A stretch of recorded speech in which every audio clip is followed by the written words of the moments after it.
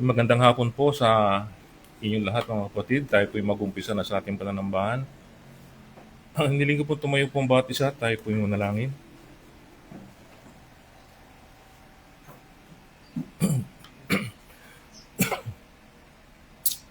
Amin Diyos na banal, katastasan sa lahat. Muli, Panginoon Diyos, sa iyo po ang papuri, mataas na karangalan at kalahatian, Panginoon. Maraming salamat po muli, O Diyos, sa hapong ito, sa pagkakataong ito na muli po kami magkatipon, Panginoon, upang sumamba at magbigay ng kapurihan po sa inyo. O Diyos, sa pagkakataong po ito muli, ay bago po kami lumapit, kami po ay humihingi ng kapatawaran sa aming sala at karumihan. Kami po, O Diyos, ay inyong linisin ng banal na dugo ng aming Panginoong Kristo upang kami ay malayang makalapit sa trono po ng inyong biyaya, Panginoon. At ganoon din po, O Diyos, pinasasalamatan po namin ang mga nakaraang mga araw kung saan po ay kami po'y patuloy niyong iniingatan, Panginoon. Ipinagkakaloob po yung aming mga pangailangan. Maraming salamat sa patuloy na kalakasang pisikal na inyong pinagkakaloob. Ganoon din po sa kalakasang espiritual, O Diyos. Maraming salamat sa iyong salita na patuloy na gumagabay po sa amin. Sa hapon pong ito, Panginoon, kami po ay muling mananambahan. Amin pong inilalapit sa inyo ang mensahe na aming mapapakinggan. Dalangin po namin, Panginoon. Ito nga po inyong pagpalain, O Diyos. Ganon din po ang mga makikinig. Dalangin po namin ang gabay ng Banal na Espiritu upang aming maunawaan, O Diyos, ang inyo pong mensahe sa amin. Dalangin din po namin ang inyo pong mensahero na gagamitin. Dalangin po namin, Panginoon, bigyan niyo po siya ng kalakasan at talino upang maipahayag ng maayos ang inyo pong mensahe para sa amin.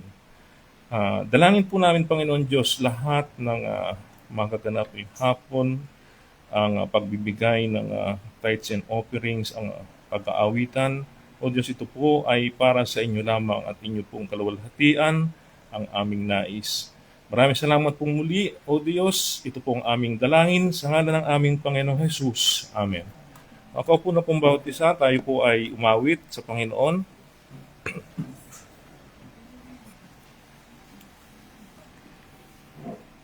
Buksan niyo po ang inyong mga songbook sa song number 1. All Hail the Power.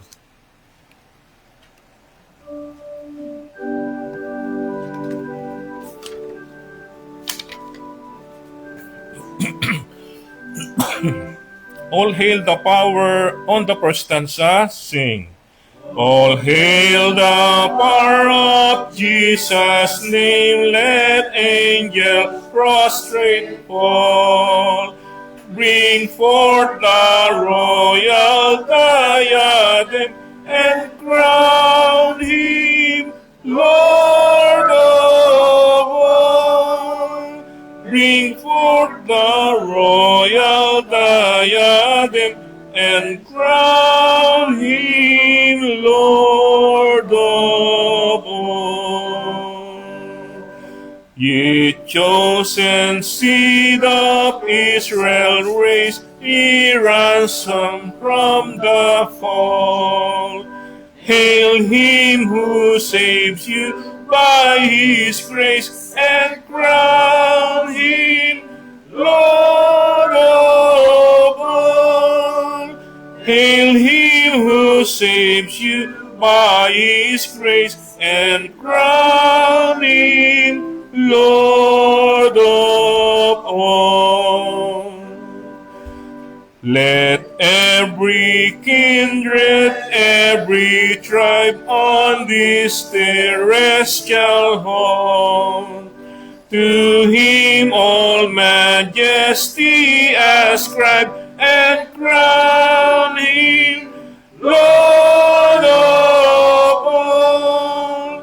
To him all majesty ascribe and crown him Lord of all. Last stanza. Oh, that with yonder sacred throne we at his feet may fall.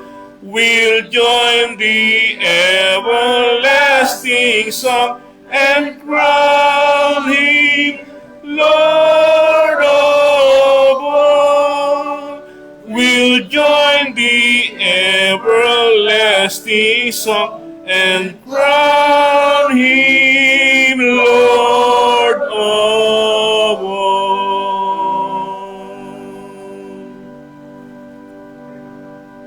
Isa pa pong awitin sa song number 10, Rock of Ages. Song number 10.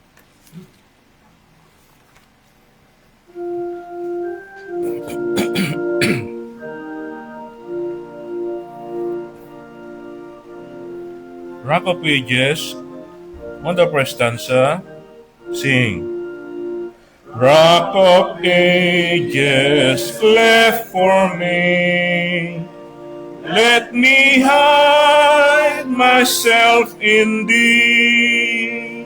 Let the water and the flood from thy wounded side which flow be of sin the double cure. Save from wrath and make me pure. Could my tears forever flow? Could my sin no longer know? This poor sin could not atone. Thou must save, and thou alone. In the hand of Christ I bring, simply to thy cross I cling. While I draw this fleeting breath, when my eyes shall close in death, when I rise to world unknown, and behold thee on thy throne, Rock of Ages, cleft for me, let me hide myself in thee. Amen. Purihin po ang Panginoon. Hiningin po natin si Brother Alex. Pangunahan po tayo sa scripture reading. Tumayo po tayong lahat.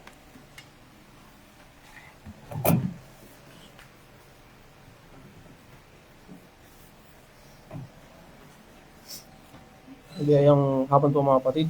Buksan po natin ang mga Bible sa Mark chapter 14.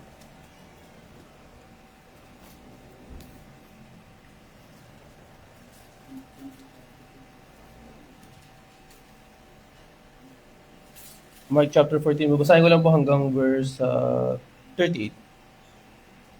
Basahin ko po sa King James Version. Pakisundan na lamang po.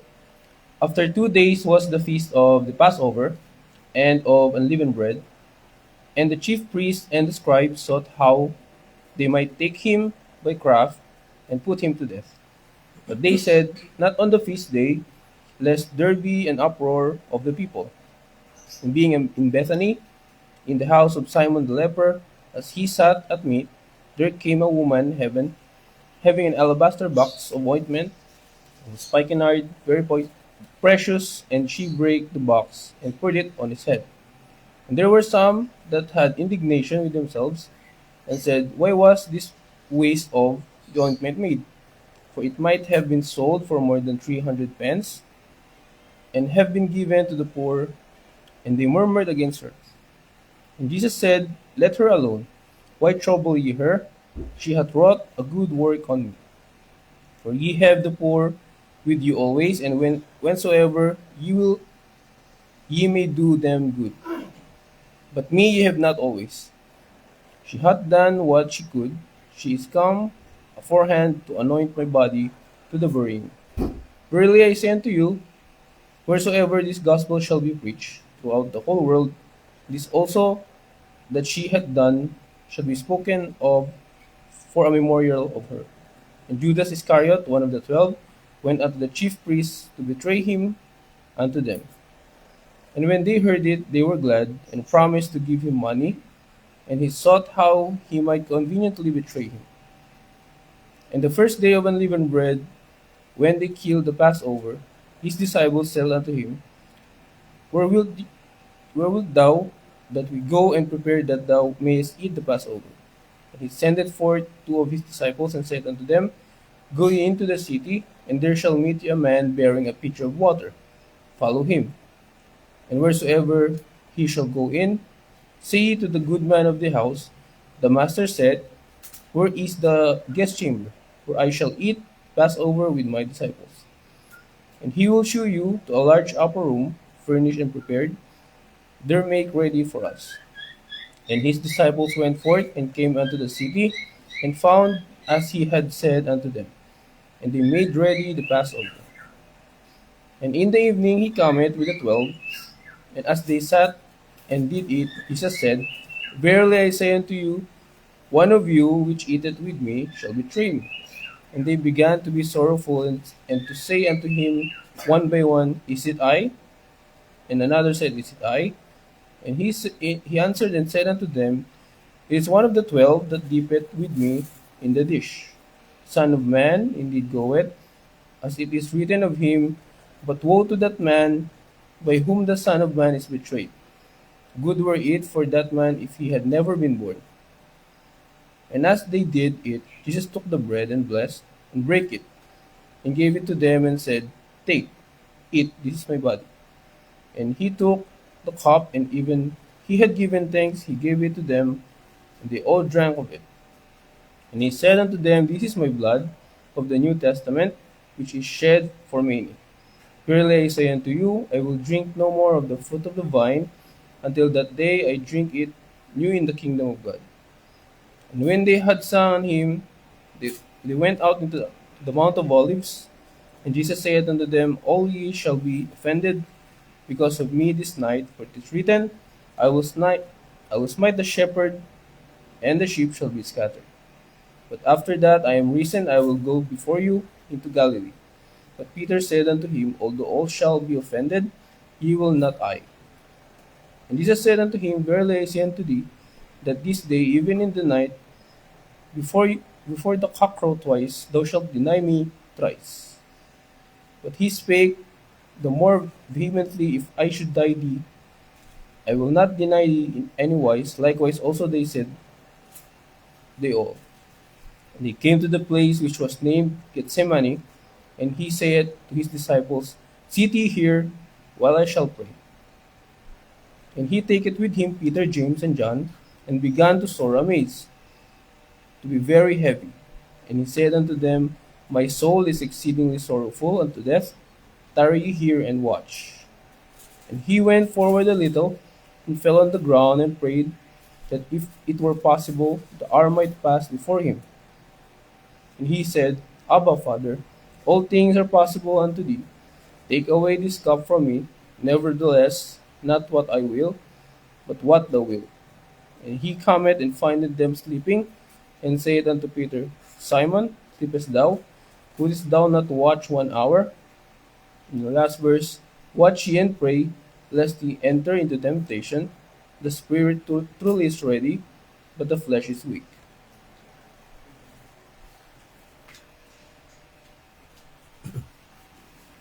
Pagpalain nawa ng Diyos ang pagbasa ng kanyang salita. Tayo po'y dumako sa pagbibigay ng handog at ikapo.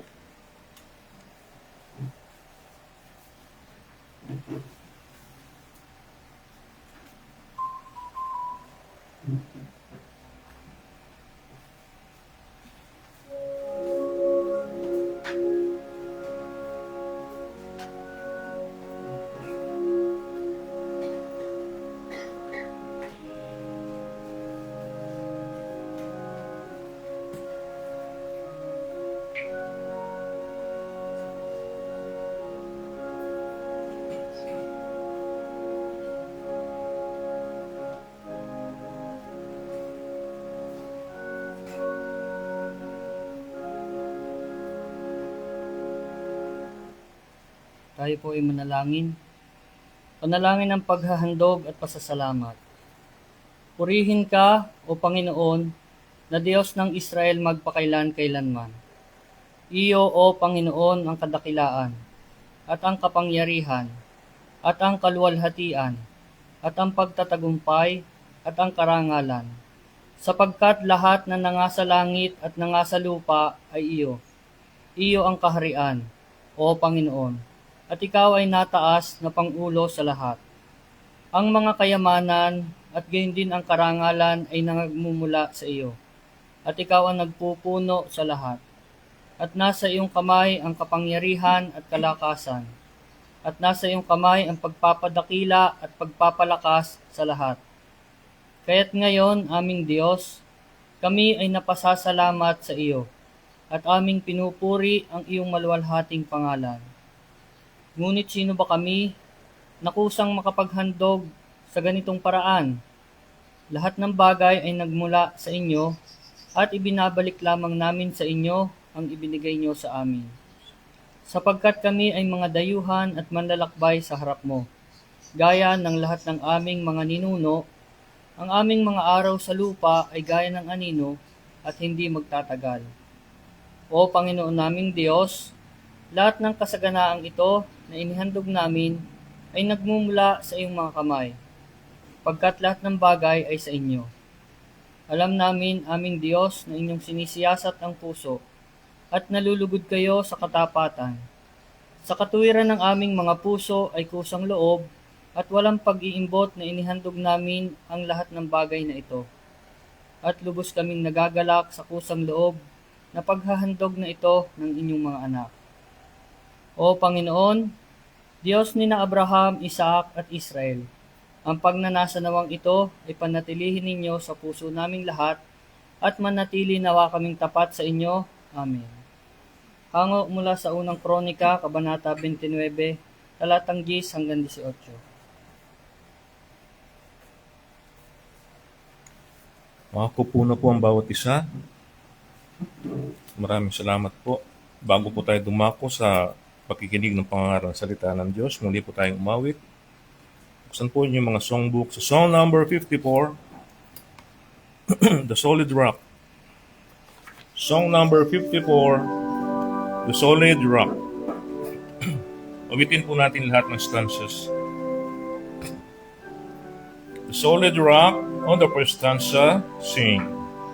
My hope is built on nothing less than Jesus' blood and righteousness. I dare not trust the sweetest frame, but wholly lean on Jesus' name. On Christ the solid rock I stand, all other ground is sinking sand. All other ground is sinking sand. When darkness seems to hide His face, I rest on His unchanging grace. In every high and stormy gale, my anchor holds within the veil. On Christ the solid rock I stand, all other ground is sinking sand. All other ground is sinking sand. His oath, His covenant, His blood support me in the whelming flood. When all around my soul gives way, He then is all my hope and stay. On Christ the solid rock I stand, all other ground is sinking sand. All other ground is sinking sand. Last stanza. When He shall come with triumph sound, oh, may I then in Him be found. Oh, Christ the Son, faultless to stand before the throne. On Christ the solid rock I stand, all other ground is sinking sand. All other ground is sinking sand.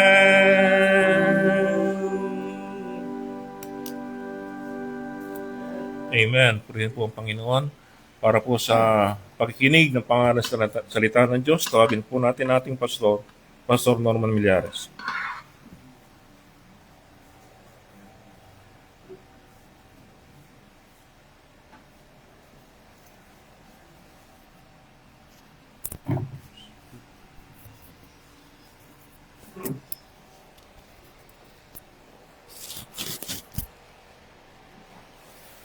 Mabiyayang hapon sa inyo, mga kapatid.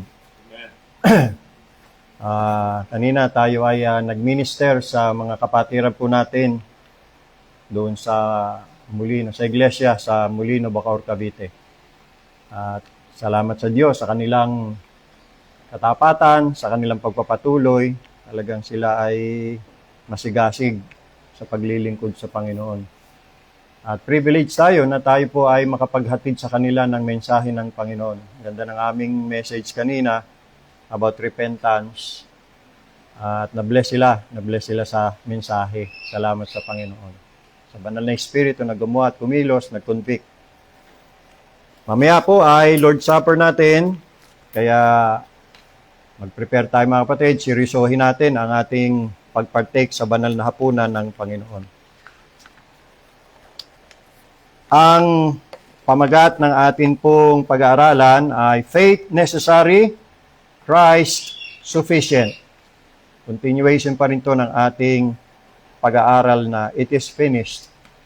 Tayo muna ay dumulog sa Diyos sa panalangin. Tayo po ay magsiluhod mga kapatid.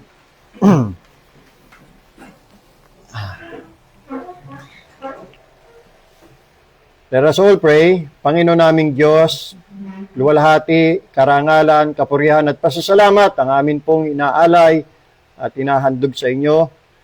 Salamat sa lahat ng kabutihan sa amin at sa inyong grace na patuloy na nagsusustain, nagpipreserve at nag-enable sa amin.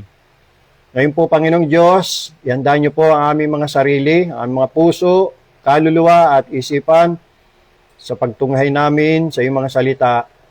Itaas niyo po ang Panginoon Kristo sa aming kalagitnaan. Ang iyong presence umaamin at ang Holy Spirit po ay mag-convict sa aming lahat. Bigyan niyo po kami ng illumination. Naintindihan namin mahalaga yung mensahe. Dalangin po namin, O Diyos, na ito'y maging kapakinabangan sa aming paglago bilang mga mananampalataya. Gamitin niyo rin po ang mensahe para sa kaligtasan ng mga hiwalay pa kay Kristo Jesus. Dalangin po namin, Panginoong Diyos, na kami patawarin sa lahat ng aming mga kasalanan. At gawin niyo pong blessing sa aming lahat. Ang mensahe, kaaliwan ng aming mga kaluluwa, tibay ng aming pananampalataya. Kami inyong patatagin bilang iglesia sa pamagitan ng inyong mga katuruan. Ang lahat nito po ay aming kahiling at dalangin sa banal na pangalan ng aming Panginoong Hesukristo. Amen.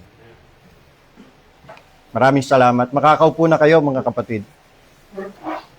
Faith necessary, Christ sufficient. Hindi pa ho tapos ang issue, hindi pa tapos ang kontrobersiya, hindi pa tapos ang objection. Kung meron man, may dapat pa po tayong sagutin at linawin. Marami kasi ang tao ang nalilito pagdating sa usapin ng pananampalataya at kaligtasan. Madalas po nating naririnig ang dalawang pahayag na ito. Faith saves. Christ alone saves. Yung dalawang yan. At nung nakarang Sunday ay sinabi natin, faith does not save. Christ saves. Christ, not faith, is the sinner savior. Ang faith is simply the empty hand extended to receive from Christ or to receive from Him the salvation. Ang kaligtasan, tinapos na ni Kristo yan eh. Tinanggap lang po natin yan. Hindi ho tayo ang nagtapos. Si Kristo ho. At yung tinapos niya, pinagkalob niya sa atin. Ang ginawa niya, o ang ginawa natin, tinanggap po natin.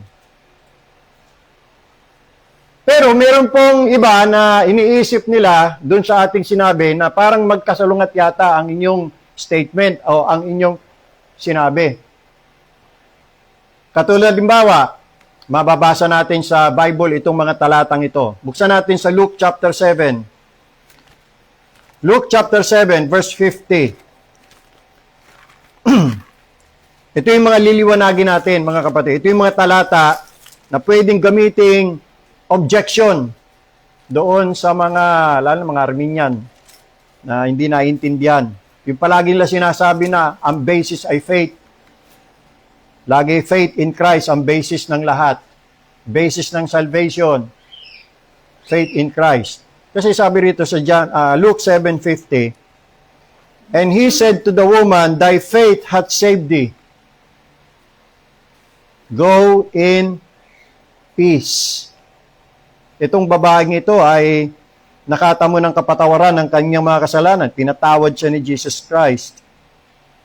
At hindi lang yan, ano?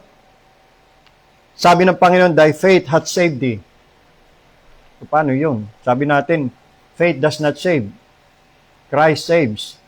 Eh bakit dito, your faith has saved thee? Iniligtas ka ng iyong pananampalataya. So, parang may contradiction, no? Isa pa, doon sa Luke chapter 18. Luke chapter 18, verse 42. Ito naman ang sabi ko dito. Pakinggan niyo po. 18:42 ng Luke. And Jesus said unto him, receive thy sight, thy faith hath saved thee. Oh. Ito yung blind man na lumapit kay Jesus Christ. Tiniling niya na siya ay makatamo ng paningin at pinagbigyan naman ni Jesus Christ. And then, pagkatapos nun, sinabi ng Panginoon sa kanya, receive your sight, your faith hath saved thee. Next, Acts 16:31. Yung kilalang talata patungkol sa kaligtasan. Acts 16 verse 31, ito yung sagot ni Paul at saka ni Silas kay Lydia na na-save. Doon sa Philippian jailer na na-save. Sa tanong niyang, sirs, what must I do to be saved? Verse 31, and they said, believe on the Lord Jesus Christ, and thou shalt be saved and thy house. Next, Romans chapter 10, verse 9. Romans chapter 10, verse 9.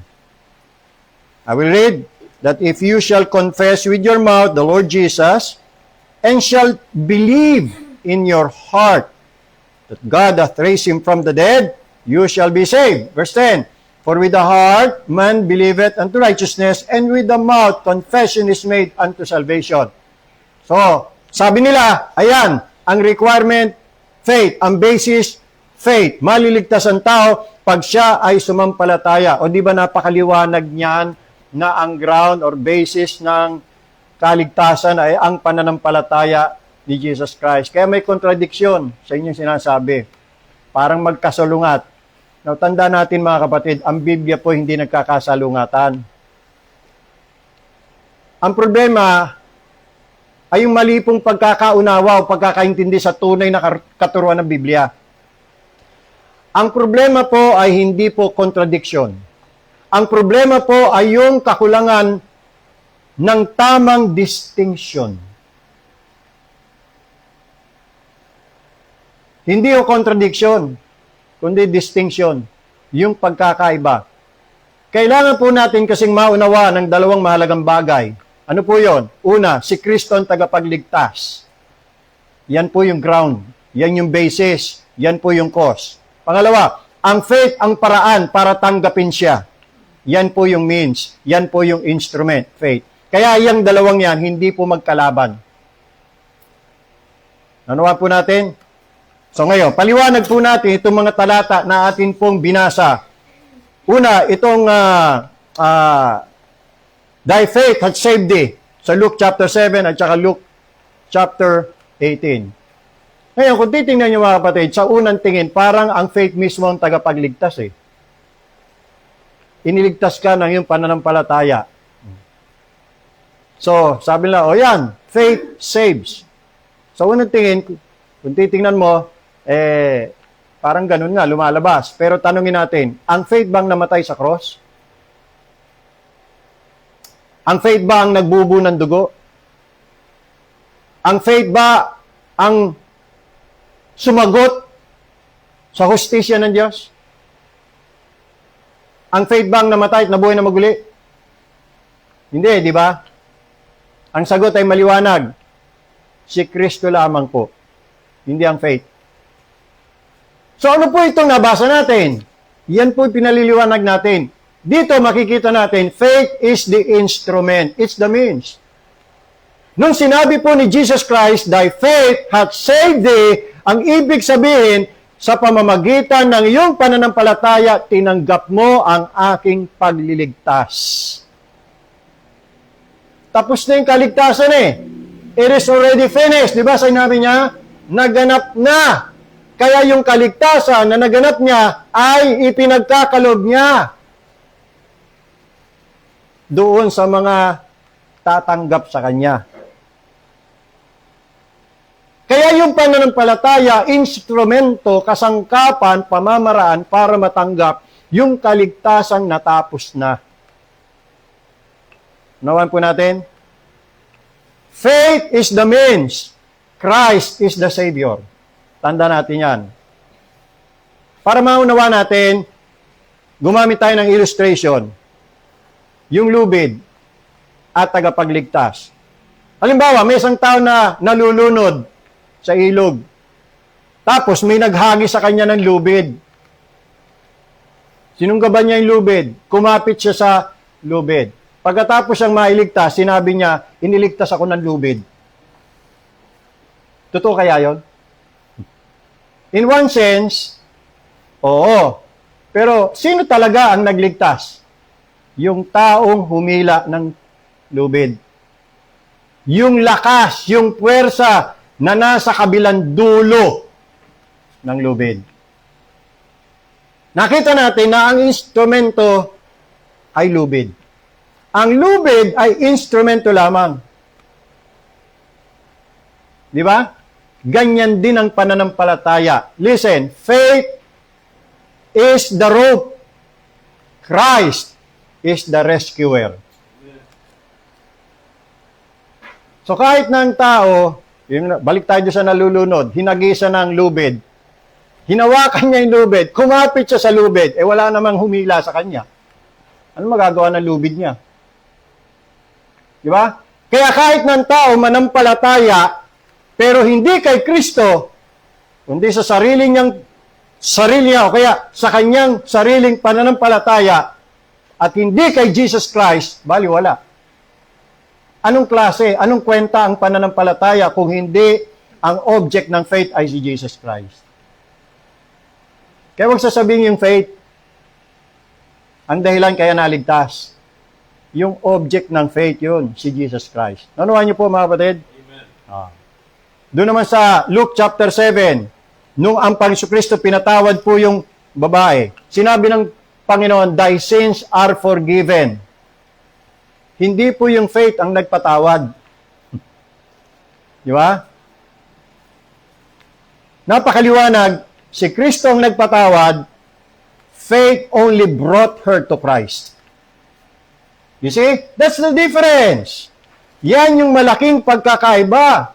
Una, faith is the means, Christ is the Savior. Pangalawa, faith is the rope, Christ is the rescuer. Dito naman, si Kristo po ang nagpatawad, ang faith lamang ang nagdala dun sa babae kay Jesus Christ para makamtan niya ang kapatawaran. Pumunta naman tayo kay Paul at saka kay Silas, dun sa Acts 16:31. Ang tanong nung tagabantay ng bilanggo, yung Philippian jailer, sabi niya, tanong niya, what must I do to be saved? Ang sagot ni Paul, believe on the Lord Jesus Christ and you shall be saved. Ano po nakita natin dito? Ito po ay utos ng means. Hindi po ito utos ng cause. Right? Hindi po sinabi dito ni Paul na para maligtas ka, o to, ganito gawin mo, gumawa ka ng mabuti, bayaran mo kasalanan mo, mag-decide ka, ayusin mo sarili mo. Hindi, ang sabi lang niya, believe. Bakit? Listen, sapagkat ang faith ang itinakdang paraan ng Diyos upang tanggapin si Kristo. Ulitin ko mga kapatid, ang faith ang itinakdang paraan, means, instrument ng Diyos para tanggapin si Kristo. O ang kaligtasan na kanyang natapos na doon sa krus ng Kalbaryo. Again, para maintindihan natin, gumamit tayo ng ilustrasyon. Kamay na walang laman. Halimbawa, meron pong isang hari na magbibigay ng ginto sa isang pulubi. So, ang ginawa ng pulubi, iniunat niya ang kanyang kamay. Ngayon, tanungin natin, ang kamay ba ang naging dahilan kaya siya yumaman? Hindi, di ba? Ang kamay ay tumanggap lang. Hindi yung kamay ang dahilan kung bakit siya yumaman. Ang kamay ay tumanggap lamang. Sa makatwid, faith is the empty hand. Christ is the treasure.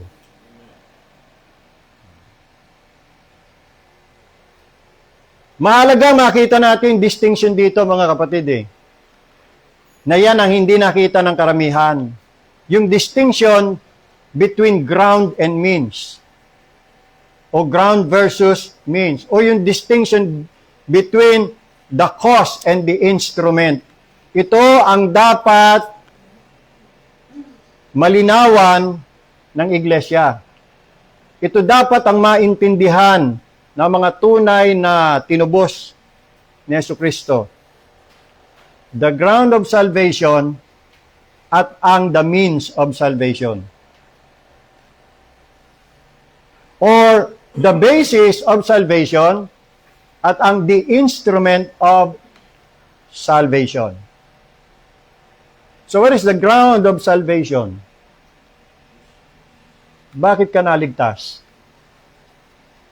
Bakit ako naligtas? Ano sagot mo? O siguro ang tanong ko, save ka na ba? Are you saved? Are you sure that you're saved? Have your sins? Sabi nga doon sa kanta are you washed in the blood? Have you been to Jesus for a cleansing power?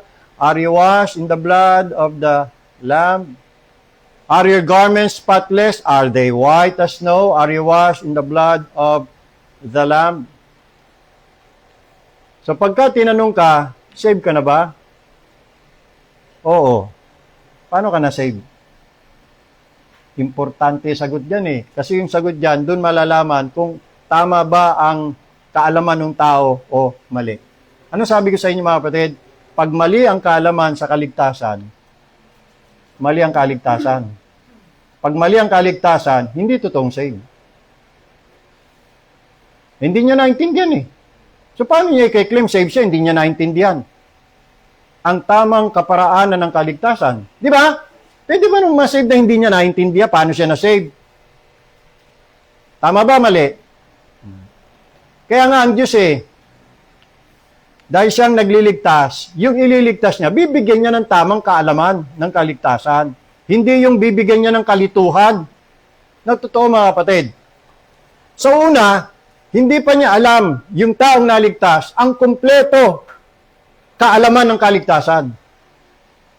Nung tayo ba'y naligtas, alam na ba natin yung tulip? Alam ba natin yung total depravity, unconditional election, limited atonement, irresistible grace, perseverance, and preservation of God, perseverance of God. Marami pa tayong hindi alam. Di ba? Pero, habang tayo ay lumalago doon tayo nagiging, doon tayo nagkakaroon ng kaliwanagan. Lalong lumilinaw ang ating pagkaunawa sa ating kaligtasan. Tama? Di natin sinasabing alam agad. Walang ganun.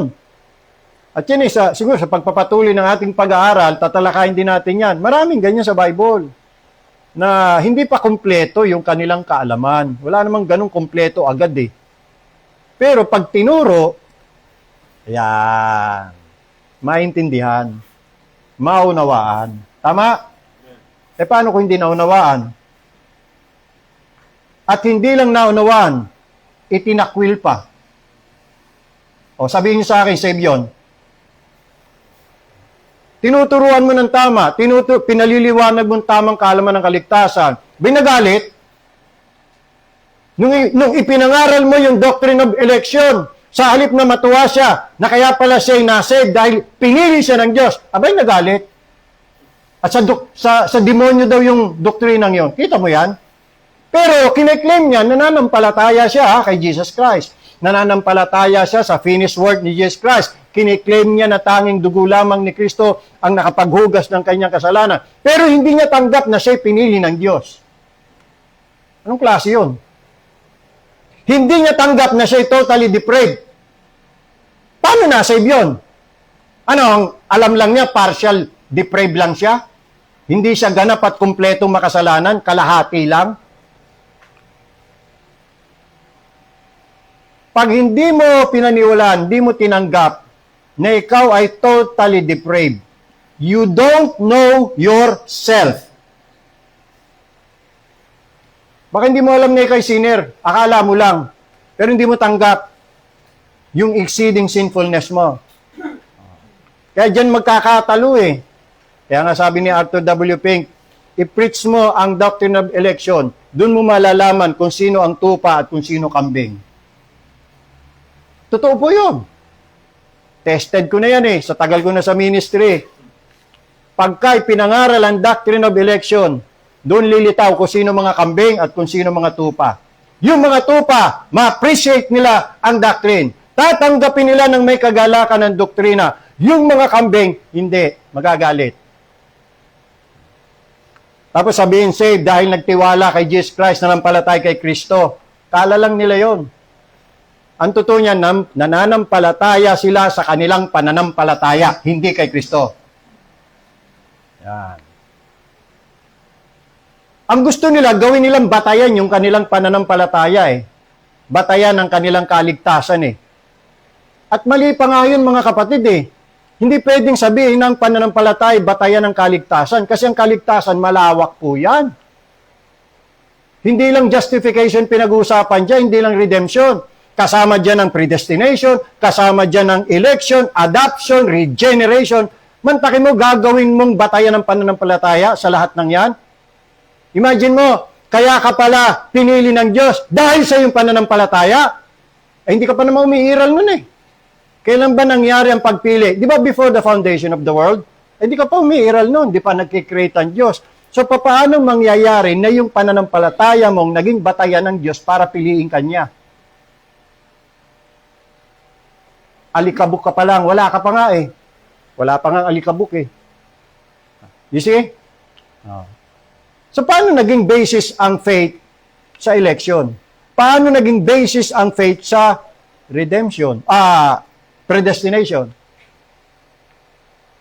O pagdating sa regeneration, kailangan sumampalataya muna para may sagawa ng banal na espiritu kapanganakang muli. Paano masasagawa yung paano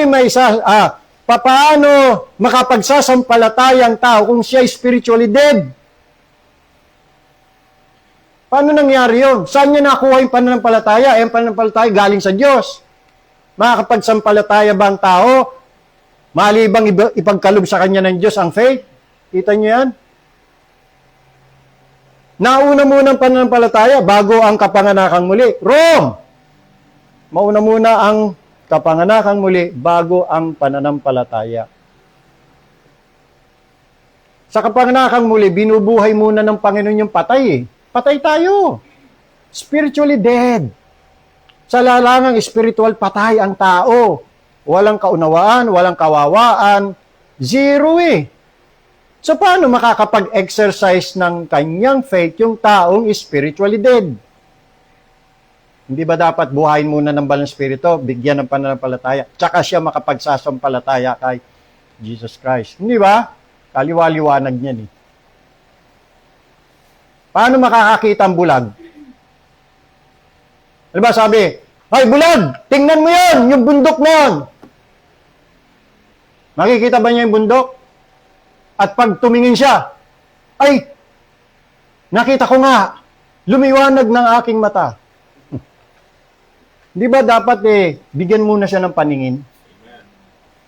Sino nagbibigay ng paningin? Tao? Si pastor? Bago ang bulag makakita, kailangan ibalik muna ang kanyang paningin. Pag naibalik na ang kanyang paningin, tsaka siya makakakita. Ano niyo po? Ganon din sa kapanganakang muli. Kailangan buhayin muna ang patay. Bago ang patay, kikilos, lalakad at lalapit kay Kristo. You see? Kaya wag gagawing batayan ang pananampalataya. Hindi po yan ang batayan ng kaligtasan. Yung justification, mga kapatid, hindi rin pwedeng gawing batayan ng pananampalataya eh. Bagamat sinabing justified by faith. Kasi, pag ang pananampalataya naging batayan ng kaligtasan, lalabas niyan ang kaligtasan na may merito. Ang pagpapawalang sala ay na may merito. At kapag ang pagpapawalang sala ay na may merito, kaligtasan na yan ayon sa gawa. Hindi na yan kaligtasan ayon sa biyaya.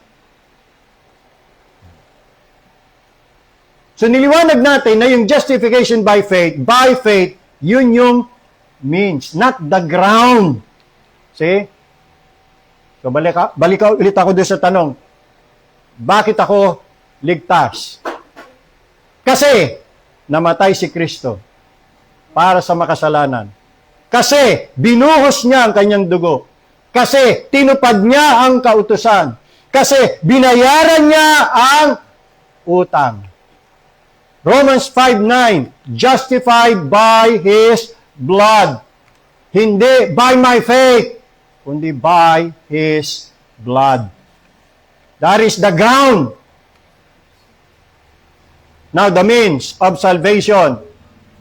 Paano ko tinanggap yung kaligtasan? Paano ko tinanggap yung katuwiran ni Kristo? Yung pagpapawalang sala sa akin? Ano sagot? Sa pamamagitan ng pananampalataya.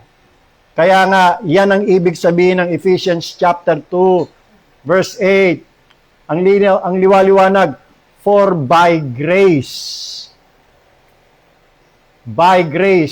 are ye saved through faith. Ang liwanag salvation is by God's sovereign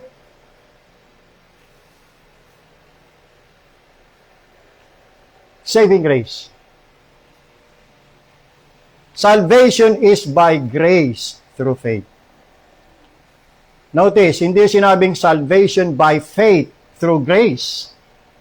Babalik ta rin mo? Basahin nyo yun, no? Tingnan nyo, salvation by grace through. Kaya yung faith, through faith means instrument, hindi ground or basis. Kaya tayo naligtas sa biyaya lang. Kita nyo? Naawa lang Diyos sa atin kinalugdan lang tayo ng Diyos na iligtas na pwede namang hindi niya tayo ligtas Pwede.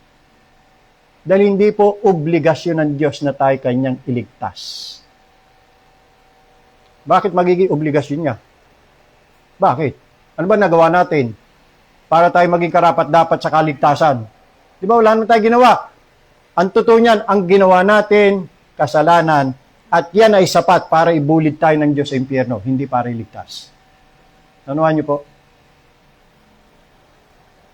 Ngayon, kung tayo karapat-dapat ng kaparusahan, dahil tayo nagkasala, kung tayo karapat-dapat ng kahatulan, at tayo niligtas ng Diyos, ginawa lang yan dahil sa kanyang biyaya. purely by grace. And grace is an unmerited favor. Yung kaligtasan na ginawa niya sa atin, hindi natin yan na-merit. Sa totoo nga, demerit tayo because of our sins.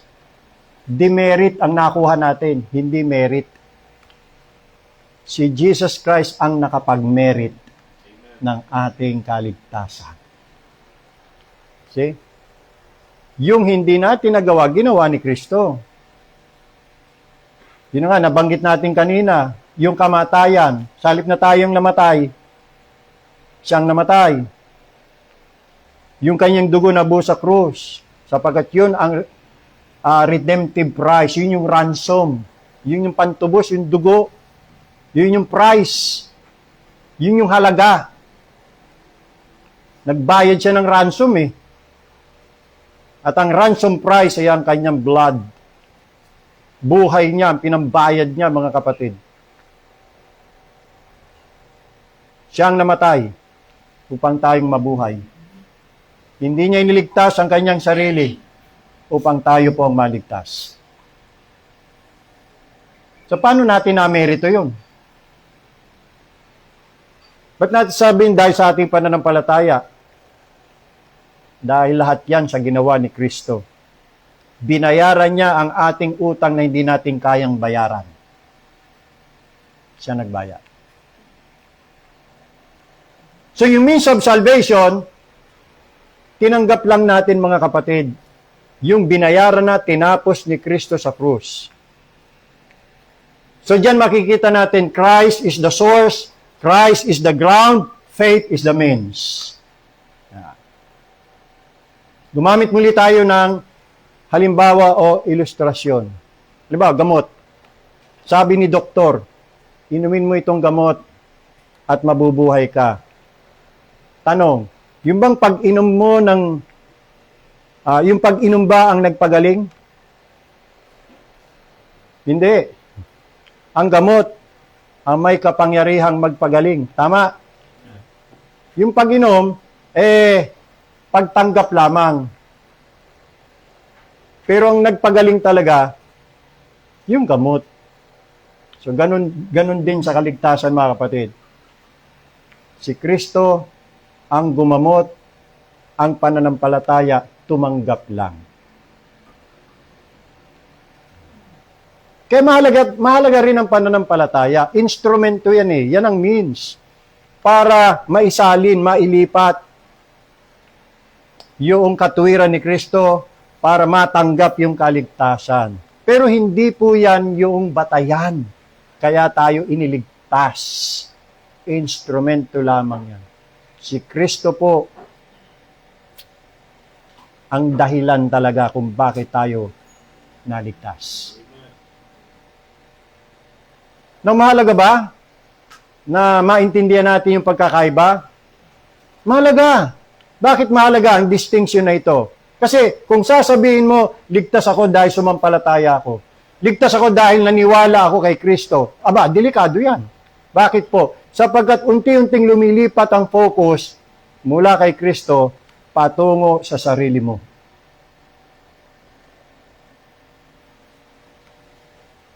Lumalabas, ikaw ang tagapagligtas, hindi si Kristo.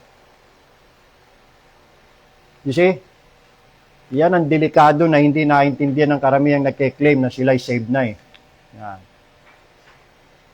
Kasi ang nangyayari, kaya ako saved, may ginawa ako. You see? Yan. Pero kung sasabihin mo, ligtas ako dahil namatay si Kristo at ako ay naniwala lang sa Kanya. Then, yung grace ay na-preserve, si Kristo ang tatanggap ng lahat ng kaluwalhatian at ang pananampalataya remains humble. Nung ako'y naliwanagan na sa katuruan to, mga kapatid, sa Doctrines of Grace, doon ko nakita yung kahangalan at yung emptiness ng mga nagpapahayag na sila'y saved. Empty profession of faith, empty religion. Na tuwing magte-testimony sila sa mga simbahan, sa lansangan, sa palengke, ang binibida nila yung mga sarili nila eh. Una-una, binibida nila, save na sila. Nakakatiyak ng langit. Yan ang mga binibida nila eh. Parang iniinggit yung mga tao, kayo, pag kayo namatay, saan kayo pupunta? Ako, sa langit pupunta. Yan. Binago ko ng Diyos. Kayo, binago na ng Diyos. O, tingnan yung mga ganun eh. Ngayon, paano siya na-save? Paano siya nagkaroon katiyakan? Tinanggap ko si Kristo sa aking puso. Ako'y sumampalataya sa Kanya. Ako'y lumapit sa Kanya. Ako. Ano binibida niya? Yung ginawa niya kay Kristo. Hindi yung ginawa ni Kristo sa Kanya. Yan ang napansin ko. Sa mga testimony time, yan. Sabi ko, mali. Mali ito eh. Doon pa lang, nagkaroon na ako ng question, duda, alinlangan. May mali dito sa mga sinasabi nito eh. Ayun na. Hanggang sa lumalim, ayun na. Ito na. Itong pinag-uusapan natin mga kapatid. Ligtas siya kasi nanampalataya siya sa kanyang pananampalataya kay Kristo. O, di ba? Kaya nga yung binasa ko sa inyo kung paano yung mga pastor at mga ngaral ng Armenian mag-explain, di ba, ng gospel. Tatapusin pa ng tao yung ginawa ni Kristo eh. Nasa tao desisyon eh. Kukumpletuhin ng tao eh, bago maganap at mangyaring kaligtasan. You see? Napakaliwanag, salvation by works, hindi salvation by grace. At kung titingnan nyo mga kapatid, kung paano naligtas si Paul, tingnan nyo kanyang testimony. Ang layo. Ang layo dyan sa mga narinig ninyong mga testimony time. Example na natin mga kapatid. Sa 1 Corinthians chapter 15 verse 10. Tingnan natin paano mag-testimony si Apostle Paul. 1 Corinthians chapter 15. Nung ako'y Armenian, pag nagte-testimony, 3 parts. Una, sabihin mo kung ano ka noon. Yan, bago ka na-save. Anong klase yung buhay mo? Yan. Pasamain mo sarili mo, ha? Kwento mo kung gaano ka kasama, ha? Yan. Kaya pasamaan sila eh. Ako'y bakla, ako'y drug addict, ako'y nakapatay. Ganun eh. Ako ay luko-luko, ako ay suway sa aking magulang. Pasamaan sila eh. Yun ang first part. Kwento mo kung gaano ka kasama. Second part, sabihin mo paano ka na bago. Yan. Paano ka na save? At ang pangatlo, ano ka na ngayon? Ngayong save ka na. Yan. Yo, 3 parts eh. At tingnan natin si Paul. Sa 1 Corinthians chapter 15, verse 9. For I am the least of the apostles that am not fit to be called an apostle. Bakit? Because I persecuted the church of God. So, di ba? Kinikwento ni Paul kung ano siya dati. Kung ano siya noon. Persecutor siya ng iglesia ng Diyos. Masama siyang tao. Kalaban siya ni Kristo. Kalaban siya ng Diyos. Inuusig niya iglesia ng Diyos. Ano ang nangyari sa kanya? Ito na yung second part. But by the grace of God, I am what I am. Sinabi ba niya, tinanggap ko si Kristo. Sumampalataya ako. Nag-decide ako. Tinaas ko ang aking kamay. Nanalangin ako ng panalangin ng pagtanggap. Inimbitahan ko si Kristo sa aking puso. Meron ba siyang ganun sinabi? Ano sabi lang niya? Ano lang sinabi niya? I am what I am by the grace of God. Biyaya. Biyaya ang kanyang dinakila. Yung biyaya ng Diyos sa isang taong makasalanang tulad niya. Kaya siya nabago. After nang nabago siya, and His grace, which was bestowed upon me, was not in vain, but I labored more abundantly than they all. Yet not I. O, kahit na after na siya na-convert, na-save, sabi niya, nag-labor ako. Pero, bawi siya. Yet not I. but the grace ang gino-glorify ni Paul. So, 3 parts din, ano? Pero, Galatians chapter 1. Galatians chapter 1. Nag-testimony ulit dito si Paul, paano siya na-save, paano siya na-convert. Galatians chapter 1. Yan.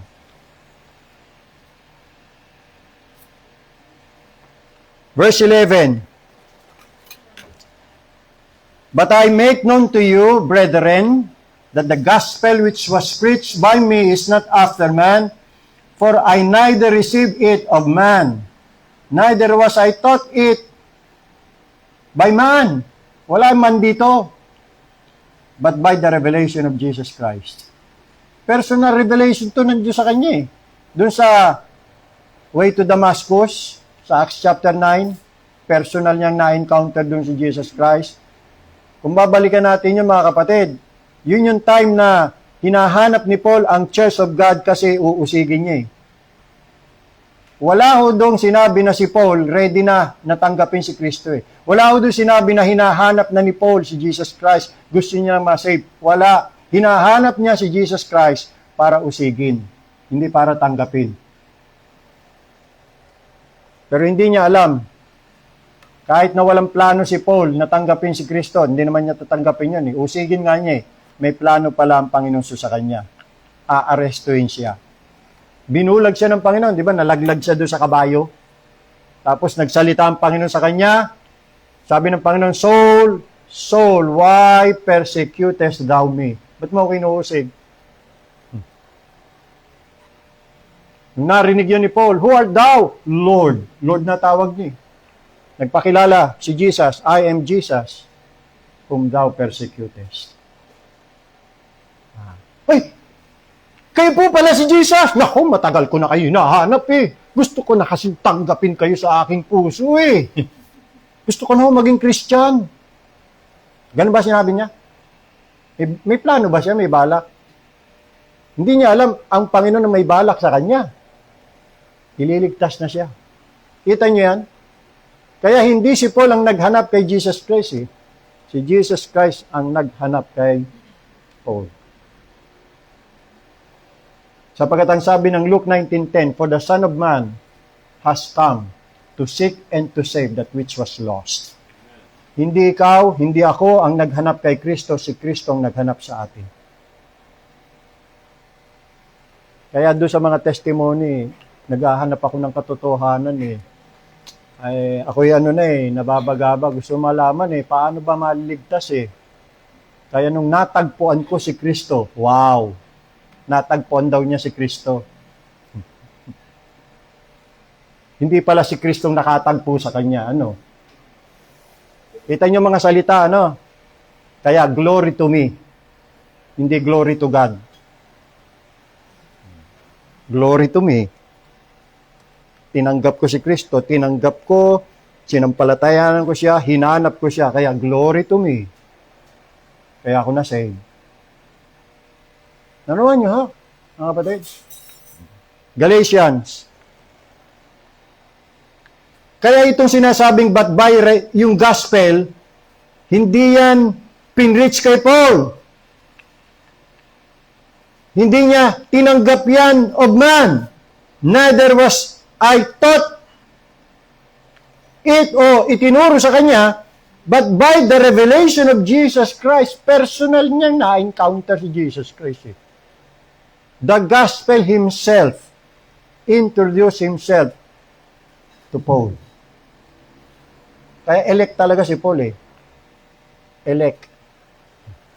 Hindi niya alam, oras na para siya maligtas dun sa way of Damascus.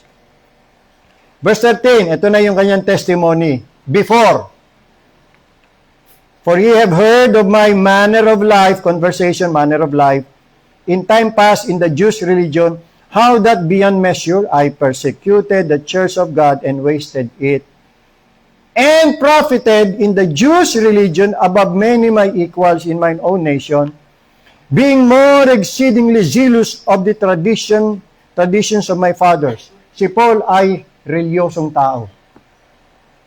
Napaka-relyoso niya. Pero ang pagiging religyoso, hindi sapat yan para siya maligtas. Baliwala yan eh. Kaaway nga siya ng Diyos, pinipersecute nga niya si Jesus Christ eh. Kita nyo nangyari sa kanya. Tingnan niyo pagbabago. Verse 15, but when it pleased God, nalugod ang Diyos, who separated me. Sino nag-separate sa kanya from my mother's womb? Ang Diyos. And called me. Sino tumawag sa kanya? Ang Diyos. Paano? By His grace. To reveal His Son in me, that I might preach Him among the Gentiles. Ayun na, after na siya ma-convert, nag-preach na siya. Immediately, I conferred not with flesh and blood. Sinabi ba dito ni Paul na kaya siya na-save? Dahil hinanap niya si Jesus Christ, tinanggap niya si Jesus, sumampalataya siya kay Kristo?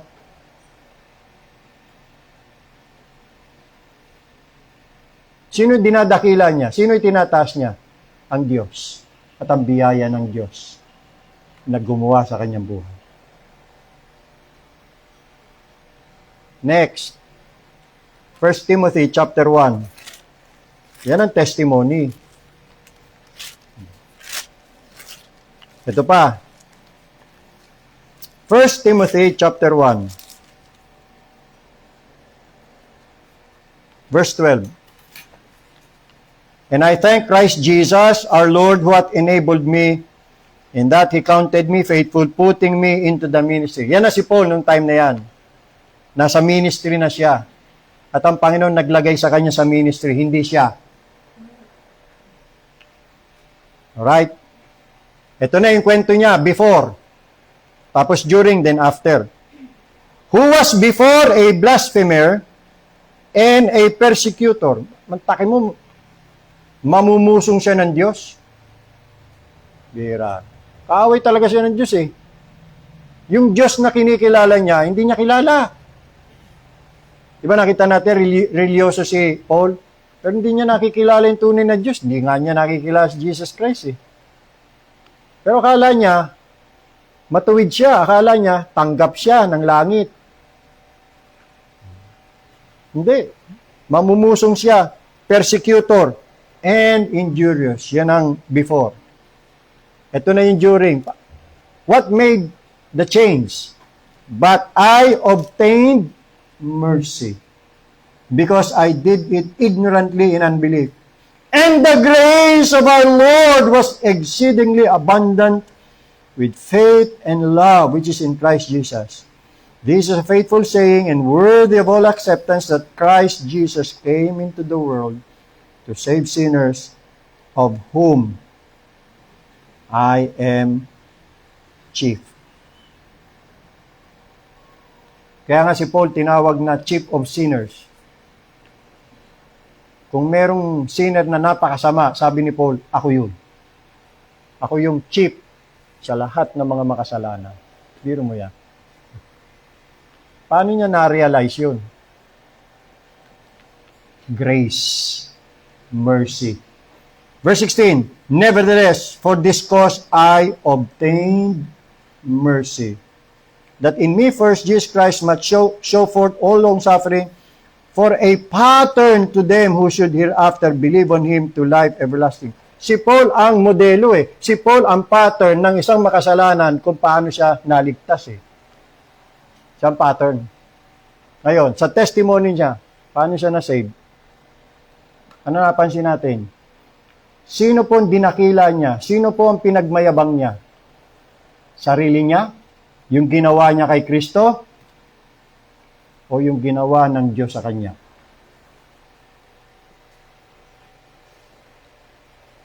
Ano ang dinakila niya? Yung biyaya at awa ng Diyos. Yun ang napansin ko dyan eh. Pagka si Paul nagkwento ng kanyang conversion, ng kanyang salvation, palaging ang kanyang minamagnify ay yung biyaya at awa ng Diyos. Wala akong nabasa tungkol sa ginawa niya kay Kristo eh.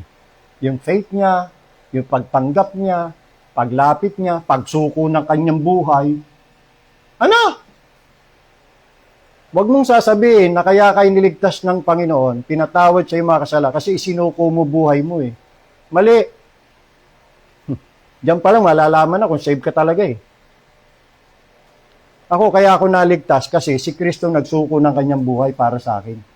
Hindi ako. Siya nag-alay ng buhay niya, hindi naman ako eh. Inalay ko ba buhay ko kay Kristo? Resulta na lamang yun nung kaligtasan ginawa niya sa akin. Yung pag-alay ko ng buhay kay Kristo, resulta na lamang yun ng kaligtasan na ginawa ni Kristo sa akin. Pero hindi po yan ang basis, the ground, kung bakit ako niligtas ng Diyos. Ephesians chapter 1, mga kapatid. Ito yung kinuwento ko sa inyo, yung pastor. Ginawa niyang basis ang pananampalataya kay Kristo. Dahil dito sa verse 13, nung nakabasa lang ng believe. Ang taki mo, ilang verses na ang nakalipas? 3, 4, 5, 6, 7, 8, 9. Ito yung kanyang binigyan din yung verse 13. Oh, kita mo na, may basis. May basis daw yung pagpili, chosen, sa verse 4. May basis daw yung predestination sa 5. Yung adoption sa verse 5. Mayroon din basis yung redemption, forgiveness of sin sa verse 7. At ang basis, faith sa verse 13. Anong klaseng paliwanag yan? Ginutay-gutay niya ang salita ng Diyos eh. Pinwersa niya na ang basis daw kung bakit nangyaring kaligtasan kasi nag-believe daw sila, yung mga taga-Ephesus. Verse 13, in whom ye also trusted after ye heard the word of truth, the gospel of your salvation, in whom also after ye believe. O yan, ang basis daw. O kita mo, nag-believe. Bakit chosen? Nag-believe. Bakit predestined? Nag-believe. Bakit inadopt? Nag-believe. Bakit na-forgive ang sins? Nag-believe. Bakit ni-redeem? Nag-believe. Kaya ang basis, faith in the Lord Jesus Christ. You see? Doon sa nabasa natin kanina sa testimony ni Paul, meron ba siyang sinabi? Because of his faith? Ano sabi niya? Because of God's grace and mercy. May nabasa ba tayo doon na nung si Paul ay sumampalataya, nahabag ang Diyos? Binayayaan siya ng Diyos. Ano nauna? Pananampalataya o biyaya? Ano nauna? Habag o pananampalataya? Liwaliwanag na Ephesians 2:8 eh. Kinukot pa nila yan ha. Ang liwanag na eh. For by grace you have been saved through faith. So salvation by grace through faith. Tanggalin mo ang grace, walang faith, walang salvation. Okay? Kaya ang gino-glorify ni Paul, ito eh, verse 6. Ito ang gusto kong basahin natin. To the praise of the glory of His grace. Bakit na chosen? Chosen in verse 4? Because of His grace. Bakit na predestined? Because of His grace. Bakit ginawang mga anak? Adoption? Because of His grace. Bakit ni-redeem through His blood? Because of His grace. Bakit tumanggap ng forgiveness of sins? Look at verse 7. In whom we have redemption through His blood, the forgiveness of sins according to the riches of His grace.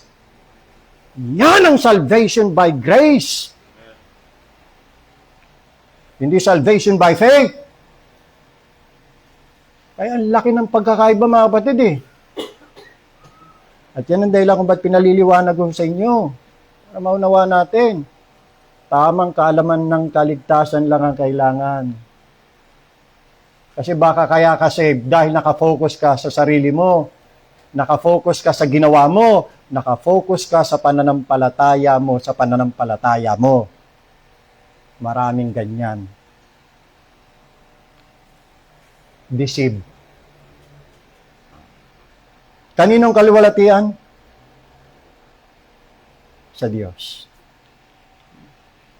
Yan ho. Kaya importanteng mahalaga yung distinction na ito eh. Magbigay pa tayo ng isa pang illustration. Dahil doon laging nakafocus sa faith eh. Kaya kita nyo kung magsalita sila, mahina kasi faith mo eh.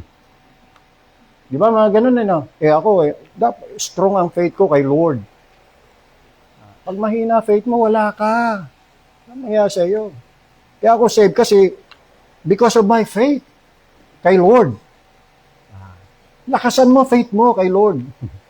Paano kung mahina? Hindi pwede yun? Hindi ubra yun?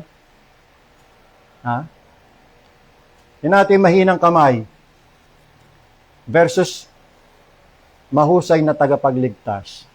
Maaring mahina ang kamay ng tao habang kumakapit sa lubid eh. Pero kung malakas ang humihila, maliligtas siya, hindi. Ganon din. Maaring ang tao meron siyang weak faith sa isang strong Christ who saves. Hindi lakas ng faith ang mahalaga eh, kundi lakas ng Kristo na pinananaligan.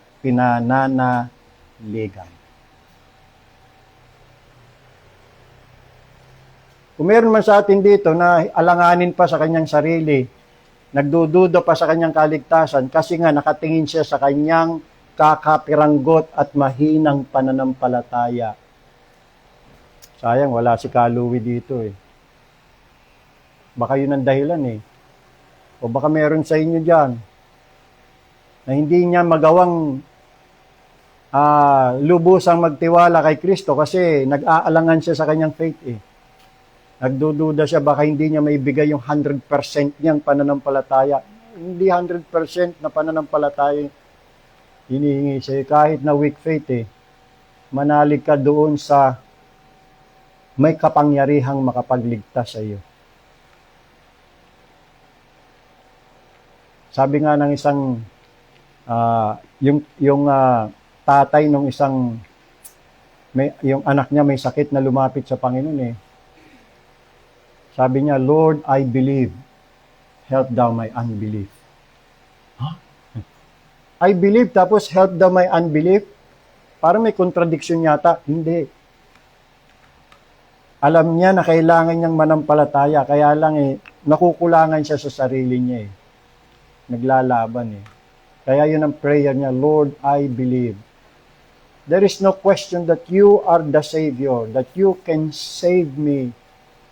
Kaya lang itong faith ko eh, hindi ako makapanalig sa inyo ng, baka ma-fail ko kayo. Yun.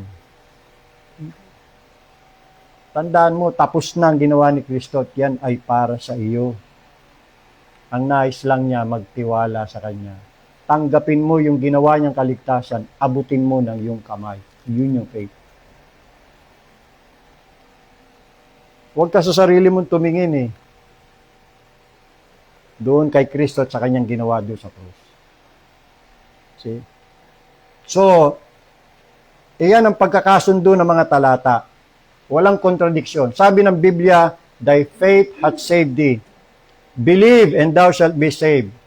At sabi rin ng mga talata, justified by His blood, saved by grace. Kaya may contradiction ba? Wala. Parehas na sa Bible yan. Ang tamang buod, ganito. Makinig kayo. Christ alone saves. Faith alone receives Christ.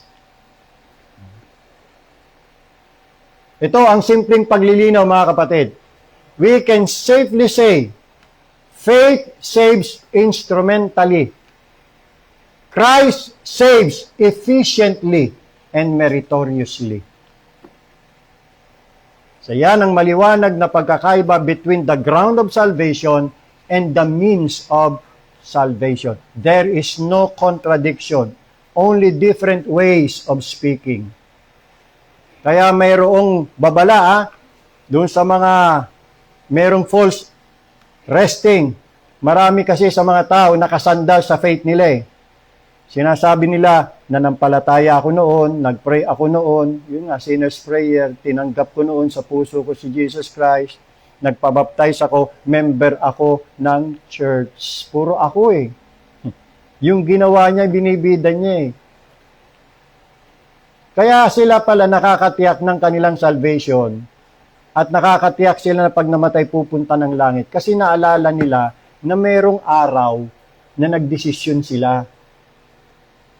at tinanggap nila si Jesus Christ sa kanilang puso. Doon sila nakabase. At yun naman talaga ang sabi, huwag mong kakalimutan ha, yung araw na ito. Ito yung araw na ikaw ay ipinanganak na muli. Ito yung date na ikaw inaligtas ha. Birthday mo, ito yung spiritual birthday mo. Ay huwag mong kakalimutan yan. Di ba? Kaya sila nakakatiyak. You see? Kaya, kahit na gumawa ng kalukuhan, walang kabanalan, namumuhay sa kasalanan, kamunduhan at pita ng laman, saved pa rin sila. Bakit? Kasi nga may date. Yun ang tinatandaan nila. Na once upon a time, nagpahayag sila ng pagtanggap, pananampalataya kay Kristo, kaya sila saved. Kita niyo ang batayan ng kaligtasan? Hindi o ganyan. Kaya kahit gumawa ng kasalanan, mamuhay sa kasalanan, maging makasanlibutan, karnal, save pa rin. Kasi yun ang turo sa kanila eh. Huwag ka magdadoubt ha. Pag nagdoubt ka, masama yan. Si Satan yan. Huwag ka maniwala kay Satan. Basta ikaw ay anak na ng Diyos, Kristiyano ka na, kasi tinanggap mo si Kristo sa iyong puso. Tandaan mo yung date na ito ha. Ito yung araw ng iyong kapanganakang muli. Ito yung araw na isinulat ang pangalan mo doon sa aklat ng buhay. So saan sila nananalig? Saan nakasalig ang kanilang pananampalataya? Eh dito sa kanilang ginawa, hindi naman talaga kay Jesus Christ eh. Lito. Nanuhan niyo po ang ibig ko sabihin? Nuggets niyo ba? Ang layo sa turo ng Biblia eh. Si Paul, ang sinabi niya, kaya siya nabago dahil sa biyaya at awa ng Diyos. Tapos, period. And I like that, mga kapatid. If one day, matagpuan kong sarili ko na nasa kaharian ni Kristo, if one day, natagpuan ko sarili ko nasa heaven, kaya ako naroon, mga kapatid, dahil sa biyaya at awa ng Diyos sa akin. Amen. Kaya lang ako nakapasok doon. Ang isang makasalanang, pobreng katulad ko, nakapasok ng langit dahil lang talaga sa biyaya at awa ng Diyos. Wala nang iba. Naalala niyo yung pastor na kinuwento ko sa inyo? Na hindi pinapasok sa langit?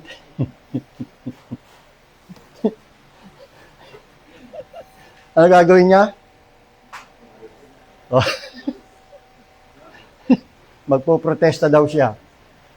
Nakita niya, kung nga naman, pastor na pastor, hindi nakapasok ng langit. Pastor pa naman. You see what I mean, mga kapatid? Yan. Hay, practical application natin, mga kapatid. Sa mga hindi paligtas, huwag kang magtiwala sa pag-iyak mo, sa emotion mo, sa sarili mong magagawa. Hindi. Kay Kristo ka magtiwala. Tiyak ang kaligtasan sa ginawa niya sa krus ng Kalbaryo. At sa atin naman, mga kapatid, na nakapanampalataya na kay Kristo, pasalamat tayo. Tinulungan tayo ng Banal na Espiritu upang tayo makapagsisi sa ating mga kasala at makapanampalataya sa ating Panginoon Kristo. Kaya ang lahat ng papuri at kaluwalhatian ay para sa Diyos at sa Diyos lamang. Hindi sa atin. Not unto us, O Lord, not unto us, but unto thy name give glory for thy mercy and for thy truth's sake. To God be all the glory. Yan ang mga totoong magpupuri sa Diyos. Hindi yung glory to me. Glory to God. Ang dami talaga na daya, mga kapatid. Kaya kalay, turo natin to eh. Ang mga Arminian. Yan ang battle natin. Kahit na tayo ay pinagtatawanan, nilalait, at hindi pinapansin, kailangan natin pangaral yan, ituro yan. May God bless the message sa atin po mga puso. Pasalamat tayo sa Panginoon sa redemption na ginawa niya. Ngayon, ipoportray natin, ipipicture natin yung ginawang katubusan sa atin ng Panginoon.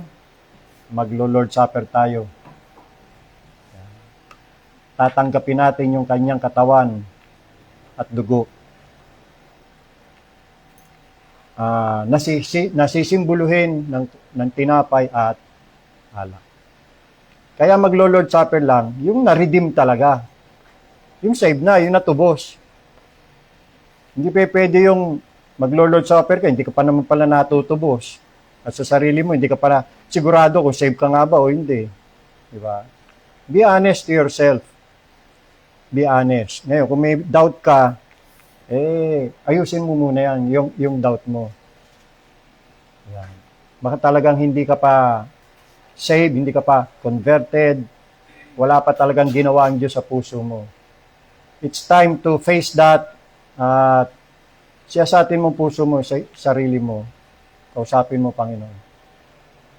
Be sure that your sins will find you out. Be sure na ang pananampalataya mo ay tunay ngang naka-sentro kay Kristo at hindi sa sarili mo. Tayo lumuhod at manalangin.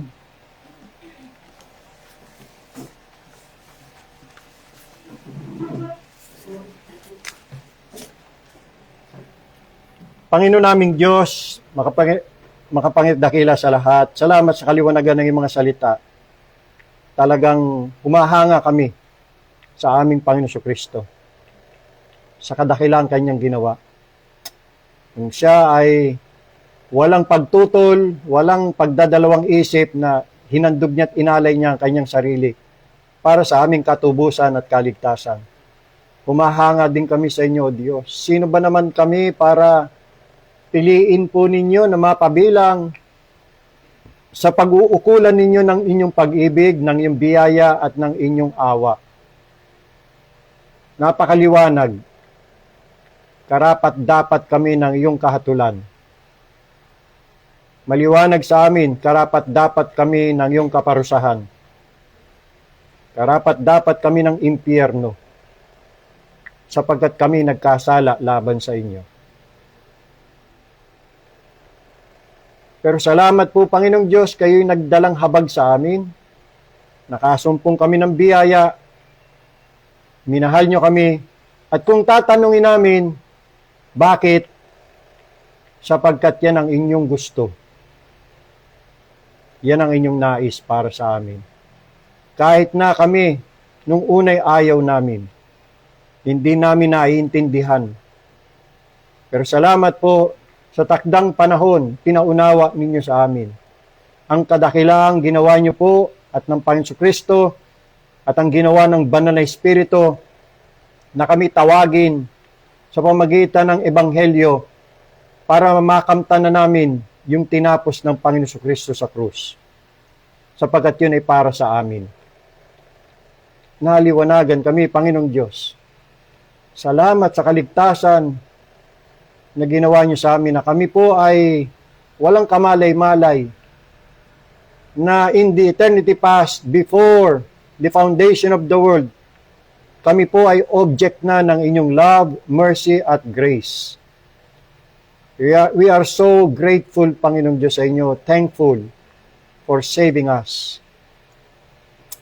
Wala kaming naging parte, wala kaming ginawa sa aming salvation. Lahat ginawa po ninyo, Panginoong Diyos. Kayong lahat ang nagplano at nagsagawa ng aming kaligtasan. Salamat, Panginoong Diyos. Sana sa pamagitan ng katotohanan ito ay ma-motivate kami para lalo kaming magpakatapat sa aming Panginoong Diyos. Paglingkuran namin siya. Sundin namin siya ng buong buo sa aming puso. Kung kinakailangan, ialay namin ang aming mga sarili, ang aming mga buhay para sa Kanya, gaya ng ginawa niya para sa amin. Patawarin niyo kami sa marami naming pagkukulang, na kung minsan, Panginoon Diyos, hindi pa namin maibigay ang aming lahat. May mga reservation pa kami. Oo, Panginoong Diyos, kahiya-hiya po kami. Patawarin niyo po kami. Palagi niyo pong paalala sa amin ang Kalbaryo. Ang ginawa ng Panginoon Jesus para sa amin. Lalo na kapag isinasagawa namin itong Lord's Supper. Ito yung tamang pagkakataon na alalahanin namin ang kamatayan ng aming Panginoong Hesus. At sa tuwing amin pong inaalala ito, Diyos, bagabagin niyo ang aming mga damdamin, kalawkawin niyo ang aming mga puso, kami maantig, Panginoong Diyos. Lalo pang humanga sa kadakilang ginawa ng aming Panginoong Hesus sa krus. Salamat sa kaligtasan, Panginoong Diyos. Salamat sa buhay na walang hanggan. Salamat sa pagpapatawad niyo sa aming mga kasalanan. Salamat sa aming Panginoon Hesus at sa kanyang righteousness. Na dahil sa kanya kami ay naging righteous sa iyong paningin. Hindi po ito sarili naming righteousness. Ito po ay righteousness ng aming Panginoon Hesus na dinamit lang po niya sa amin. Salamat. Patawad sa mga pagkukulang namin, kaya panalangin namin, O Diyos, gawin niyo kaming karapat-dapat na lumahok sa banal na hapunang ito. Pagpapalad, hindi sumpa ang aming mata mo. Pagpalain niyo po ang banal na hapunan. Sa banal na pangalan ng aming Panginoon at tagapagligtas na si Jesucristo, ito po ang aming dalangin. Amen.